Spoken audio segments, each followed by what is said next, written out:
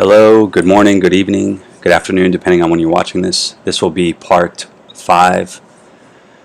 I don't know if this, actually I'll have to do a part 6 because there's a couple pictures in the back and some infographics and charts that I think require a little bit longer explanation and a dive into. So this will be number 6, or number 5 rather, and then there'll be a 6th video, and that'll end this, this playlist here. Transcendent warfare. The real challenge for the United States is not asymmetrical warfare, but rather what this writer calls transcendent warfare. The ability to conceptualize and subsequently actualize an entirely new form of warfare that transcends all previously known models. Said ability could enable a nation-state or other entity to redefine and to advance warfare to a completely different level or dimension, possibly comprehensible by only a selected but powerful few. Granted, transcendent warfare reflects Zen-like qualities that eludes definition, thereby making the above challenge more difficult. Nonlinear, multidimensional, and abstract metaphysical are tentative terms that convey this concept. However, ascribing to a pat definition may in fact signal inability to comprehend the concept altogether. Whereas asymmetrical warfare contemplates suspected, anticipated, or potentially unforeseen threats environments, transcendent warfare appears inconceivable or impossible as it moves beyond established reality parameters. Yet herein lies its power and its threat. Is remote viewing a form of transcendent warfare? Quite possibly, since the observed performances and results garnered from the remote viewing program challenged existing reality parameters and established scientific principles. Case in point, the discovery of a temporal spatial effect of cosmic dimension in parentheses that impacts human cognitive performance and serves as an intriguing yet transcendent-based result of the remote viewing program. Local sidereal time, LST, reflects the relationship between the center of our galaxy, the Milky Way, and the Earth's horizon in relation to an individual's location at any point on the Earth. Let's read that again, just so I don't stumble over it too much. Case in point, the discovery of a temporal spatial effect that impacts human cognitive performance and serves as an intriguing yet transcendent-based result of the remote viewing program. Local sidereal time reflects the relationship between the center of our galaxy and the Earth's horizon in relation to an individual's location at any point on the Earth. When the galaxy's center is below the Earth's horizon, human cognitive and anomalous performance, such as remote viewing, dramatically improves by an order of magnitude as compared to when the galaxy's center is above the Earth's horizon. An analogy might be a moving telescope lens in front of an eye. When the lens lines up perfectly with the eye, vision is extremely enhanced, but only as long as the alignment lasts. In some cases, remote viewer performance improved by over 400% when local sidereal time was included in the protocols. Utilizing a transcendent approach, LST could be factored into the planning and execution of a military or government agency operation in order to maximize human potential, thereby enhancing mission success. The benefit of incorporating LST into operational planning and execution at the training level is overwhelmingly obvious and could provide a unique venue for better understanding human performance and heretofore unrecognized influences. Such an approach, however, would necessitate educating select military and/or government agency members in substantially expanding their existing perceptions of reality prior to training. Transcendent warfare's impact extends well beyond remote viewing, which offers a glimpse of the possible. It also holds the potential for fundamentally shifting and expanding our current understanding of reality to such an extent that manipulation of the established reality parameters such as time becomes possible, if not plausible.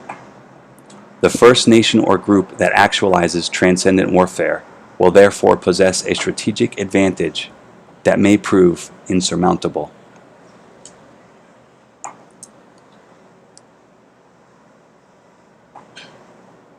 So I'll end this at the conclusions and then make recommendations, a new video, because I want to go back to this top paragraph and just expound on a few of the ideas that or evidence, actually, it's not even ideas, but evidence that the commander has mentioned. Conclusions and recommendations. In quotes, this is from Machiavelli, the Prince. There is nothing more difficult to take in hand, or more perilous to conduct, or more uncertain of success than to take the lead in the introduction of a new order of things, because the innovator has for enemies all those who have done well under the old condition, and lukewarm defenders in those who may do well under the new. And the commander's conclusions. Between 1972 and 1995, U.S. military and governmental organizations' remote viewing research and application demonstrated its effectiveness for accessing unique human intelligence unachievable via conventional intelligence collection methods. Spanning the spectrum of conflict, remote viewers provided crucial information for peacetime engagement to the tactical, operational, and strategic levels of warfare. Yet, despite its successes, the program's 1995 termination likely resulted from internal mismanagement, CIA disinterest in assuming program management, lack of sufficient political and/or corporate sponsorship, and/or government organizations' inability to assimilate or to be associated with long-term, unconventional, or controversial programs.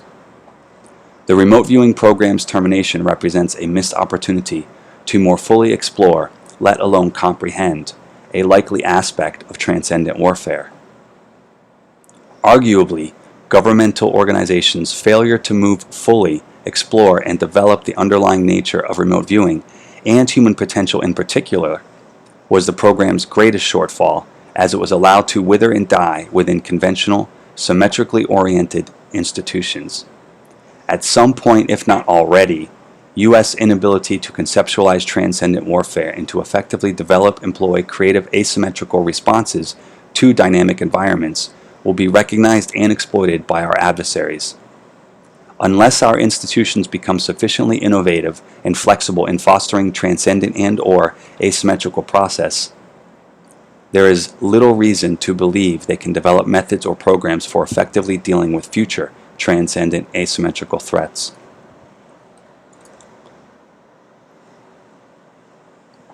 So I think that was pretty succinct, and actually the quote really sums up the feeling or intention the commander might be trying to convey here.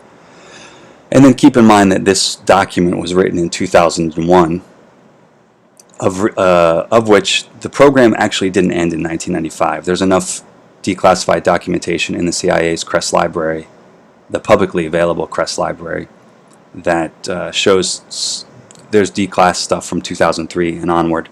And then there's also publicly available on a lot of academia sites and research sites that post white papers and research papers showing that other people have themselves, other professionals, other physicists and I don't know what the term would be, other, I guess we should say parapsychologists, people studying it, who have validated the same processes with different experiments. Now, the very cool thing, and I think most intriguing thing, is obviously this mention of local sidereal time with the alignment.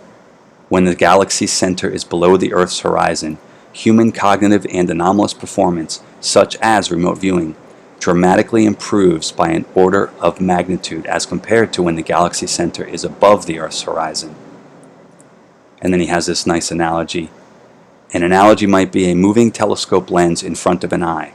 When the lens lines up perfectly with the eye, vision is extremely enhanced, but only as long as the alignment lasts.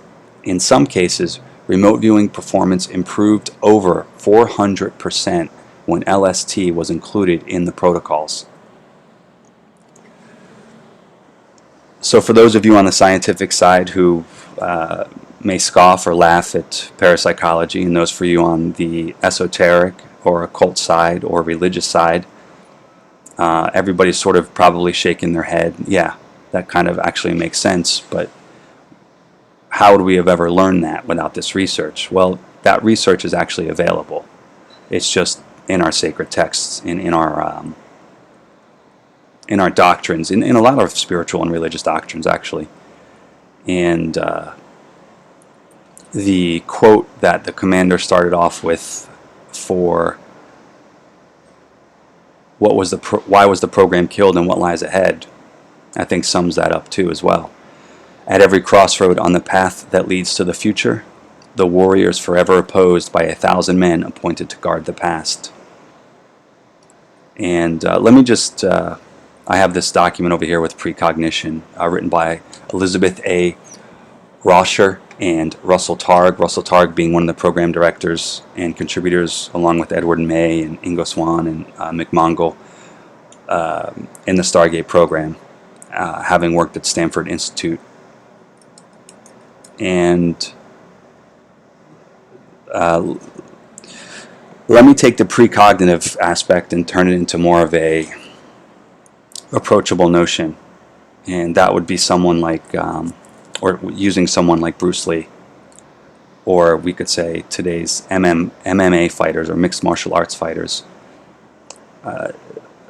The ability to anticipate, not only anticipate a warrior or opponent's punch, swing, kick, or defensive maneuver or attack maneuver, is not wholly dependent on just someone's eyes, right? To say that again is, Bruce Lee wasn't just staring at this person looking for some sort of subtle shoulder move, ear twitch, eye flicker, lip twinge, foot position change. That's just one level.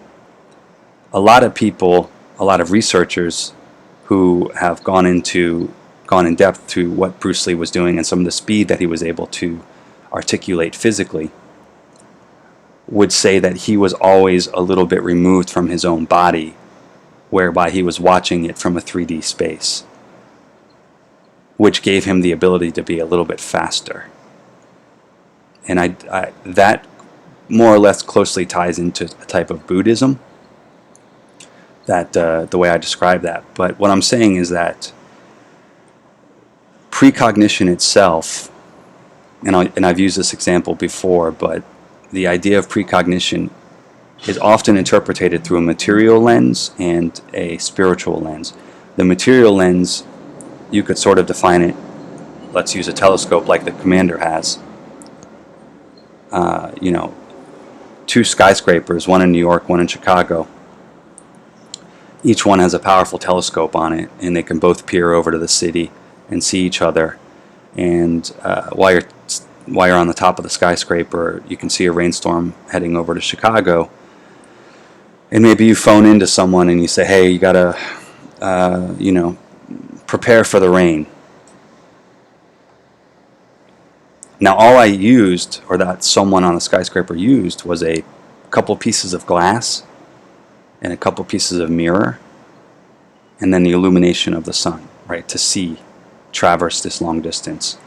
Now, with the weather modification stuff that's going on, that's probably a great contributor to inhibiting this kind of stuff, both from a material standpoint and a mental, physical standpoint.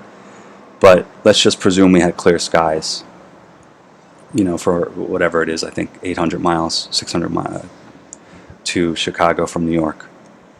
But just using mechanical means within or developed from alchemical processes, which is to say, I melted sand, I polished the glass, I mixed a few different types of sands together and rocks, and got a mirror, polished the surface, put it into a geometrical shape of a circle, and then I was able to basically cross time and space with nothing more than my eyes, because I'm peering over a 600-mile span.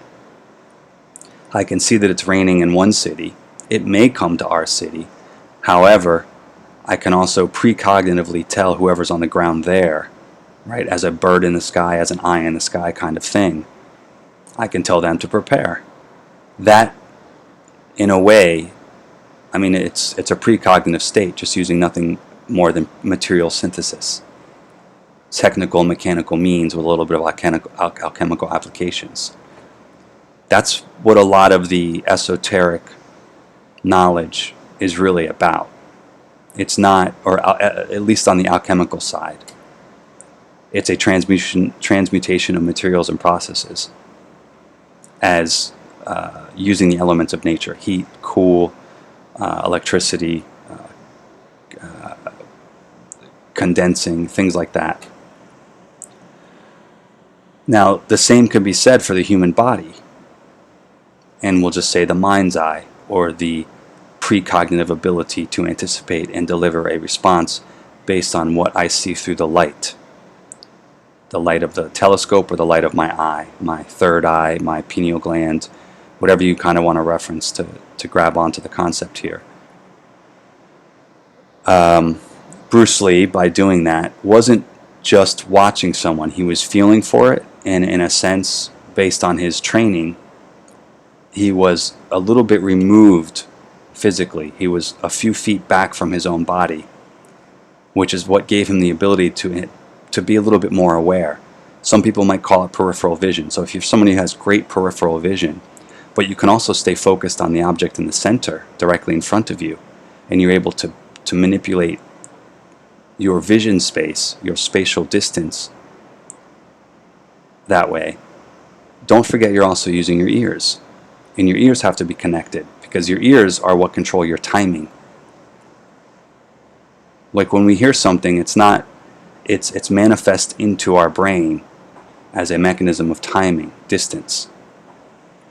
How far away was this footstep I just heard? How far away was this blur on the corner of my eye that I saw?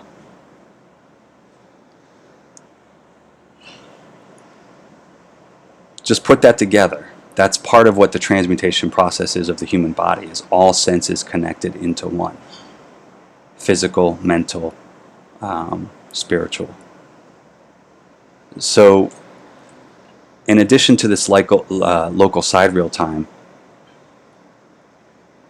that would have to be something we might just consider, just for now, for lack of a better term, without getting too much into what it is, and I'll do that in the next video. Energy, some sort of energy, whether you call it the aether, electricity, magnetism, collective consciousness. The way the commander describes it, using his telescope as well, it's the eye of the universe. It could be considered the eye of the universe. As this local side real-time aligns and our galaxies align, and all of a sudden, provably and demonstratably, everyone's cognitive and anomalous performance improves dramatically. This may be why oracles and soothsayers of the past relied on specific places to do their work, or specific locations that maybe were higher altitudes as opposed to lower ground, because we know that the Earth has terrestrial magnetism. We know their energy is being projected off the Earth. We also know that today with our telecommunications, radio towers, 5G, Bluetooth, Wi-Fi routers, and remote sensoring systems are all creating emissions that are absolutely affecting our ability to think and concentrate and interact with one another. Never mind the physical aspects where we're distracted by what we see or what we hear. And we have to take that very seriously. I think anybody, if you've gotten this far in the videos or watched the channel and watched and listened to other videos, we have to take that seriously. Absolutely seriously. And there's so much research from the CIA, the NSA, NASA, Russia, China, Japan, probably South America at this point, because there were, these countries that sort of collapsed, including places like the Baltics and Romania, Ukraine. All of these countries, not more than 20 or 30 years ago, actually, let's say 30 or 40 years ago, were all also doing their own research into this. And we can see that for some reason these countries broke down within a matter of 10 or 15 years after that. It's like the research was shared amongst the intelligence groups. You know, most likely, very well could have been a communal effort. You know, we're like, look at this, what we discovered, look at what we discovered, let's share. And then what happens? They have a revolt, or the civilization there collapses for some reason. So, and we have enough data on most of those locations too to show how old their societies are, as it relates to the general perception of the Middle East being the cradle of the world, or Africa from some people's perspective. Both of those have been proven wrong already within the past 40 years. Both of those assertions. So, I mean, take a step back, a real far step back, and it would be like, why would the very nations and countries that were most regarded for having this knowledge and this research, actually contemporary research, not esoteric or religious research, but contemporary, technologically based and scientifically based research, why would they go through such dramatic changes within a short span after this information was openly being shared among the intelligence apparatuses of all those countries and groups? It's speculative at best, and I have no problems admitting that, but there are correlations to be made. And I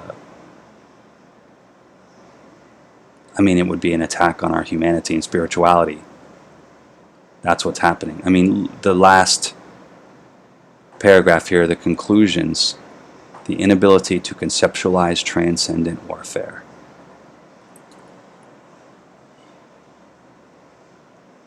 It seems to me that we were doing transcendent warfare prior to, and that what we've done now is turned everyone into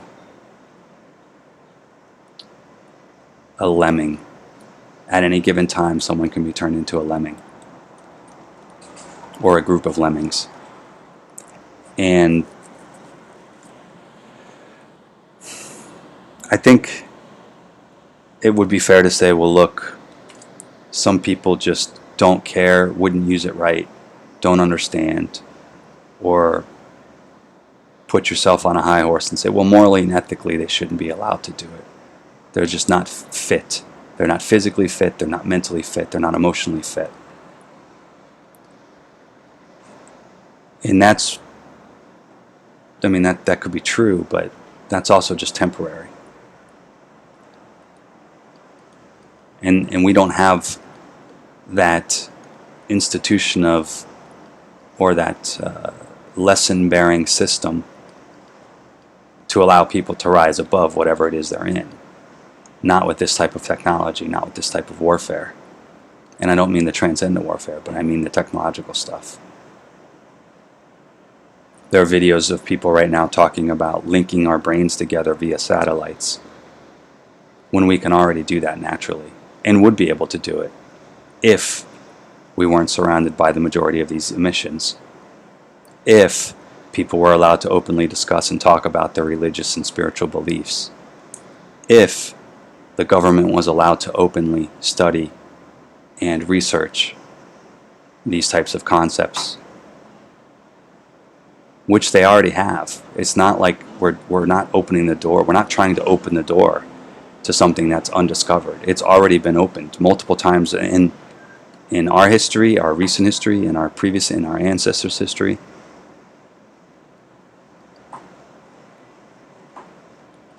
It seems to me what the next step is what are defensive countermeasures against people abusing the technique. That should have been the next step in the research, not how to turn it off on anybody like with the switch.